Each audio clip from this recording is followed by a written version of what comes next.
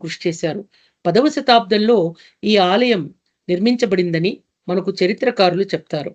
రాజరాజ చోళుడు ఎంతో విశేషంగా దీక్షితర్ల యొక్క వారి మధ్య ఉన్నటువంటి ఆ సమన్వయ లోపాన్ని కూడా సరిదిద్ది ఆలయంలో చక్కటి సంప్రదాయాలను పునఃస్థాపించారని ప్రతీతి.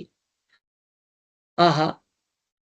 సాక్షాత్తు శివుడు, పార్వతి అక్కడ నెలకొని ఉండగా, ఆ చంద్రవంక చూడండి ఎంత అద్భుతంగా మెరుస్తోందో.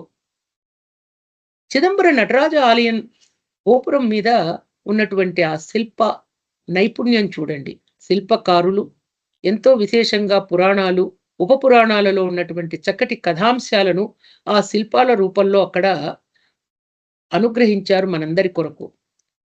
భగవద్భక్తులారా, చిదంబర రహస్యం అనేటువంటి పరంపరలో ఈరోజు మనం ఒక చక్కటి రహస్యం గురించి తెలుసుకోబోతున్నాం.